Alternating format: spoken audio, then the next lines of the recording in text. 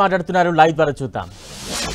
అది మారాలని బలంగా నమ్మి ఈ సంవత్సరం టెక్స్ట్ బుక్ లో ఇంటి పనుల ఫోటోలు సగం ఆడవాళ్ళు సగం మగవాళ్ళు చేసే పరిస్థితి ఫోటోలు కూటమి ప్రభుత్వం పుస్తకాల్లో కూడా పెడతాం జరిగింది. ఇంతేకాదు మన ప్రభుత్వం ఏడుపడి నాటికి 1 క్లాస్ 1 టీచర్ కేవలం 1200 ప్రాథమిక పాఠశాలలుంటే జియో 21 ద్వారా ఈరోజు 9800 పాఠశాలలకి తీసుకెళ్తాం జరిగింది. ఇంకా ఆనాడు ఉపాధ్యాయులందరూ నన్ను కోరారు నా పాదయాత్రలో జియో 117 రద్దు చేయమని. ఈరోజు కూటమి ప్రభుత్వం గర్వంగా చెప్తుంది అధికారంలోకి వచ్చిన తొలి సంవత్సరంలోనే జియో 117 మేము రద్దు చేస్తాం కూడా జరిగింది. ఇంకా ప్రభుత్వ ఉద్యోగస్తులు కూడా ప్రభుత్వానికి గుండెకాయ లాంటి వారు.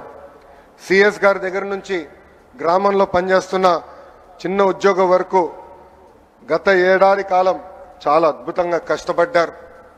దారి తప్పిన రాష్ట్రాన్ని సరైన దారిలో మనందరం పెడతాం జరిగింది.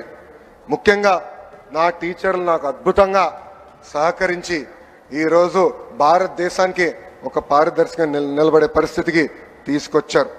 గత ప్రభుత్వంలో మన ఉద్యోగస్తులను ఎట్లా వేడిచ్చారో మనందరం చూసాం. ఉపాధ్యాయులను ఏకంగా లిక్కర్ షాప్ ముందల నిలబెట్టి కాపలాగా నుంచోబెట్టారు. జీతం ఎప్పుడు వస్తుందో తెలియని పరిస్థితి. అలాంటిది కూటమి ప్రభుత్వం ఏర్పడిన తొలి నెల నుంచే 1వ తారీఖు నాడే ఉద్యోగస్తుల జీతాలు కూడా మేము చెల్లిస్తున్నాం. ఏదైనా సమస్య వస్తుంటే కూర్చుని మనందరం మాట్లాడుకుంటున్నాం. సంఘాలకి ఏమైనా ఇబ్బంది ఉందంటే మన తలుపులు తెరిచి వాళ్ళని ఆహ్వానించి కూర్చుని మాట్లాడే పరిస్థితి మనందరం ఈరోజు తీసుకొచ్చాం.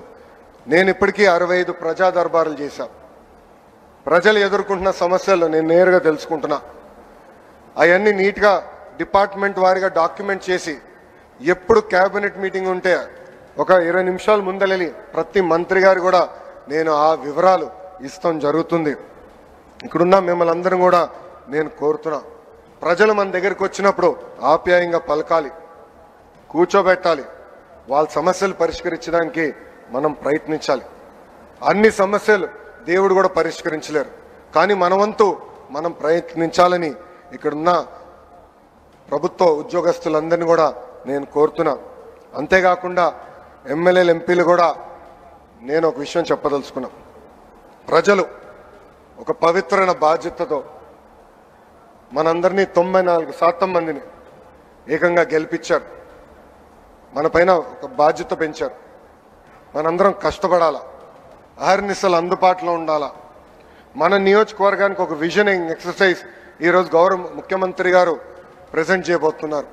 ఆ విజనింగ్ ఎక్సర్సైజ్ అధికారులతో కూర్చుని డెవలప్ చేసి రాబోయే రోజులు అంటే వచ్చే 4 సంవత్సరం మన నియోజకవర్గాన్ని ఎలా అభివృద్ధి చేయాలి అనే దానిపైన అందరం కూర్చుని పనిచేయాల్సిన అవసరం చాలా చాలా ఉంది.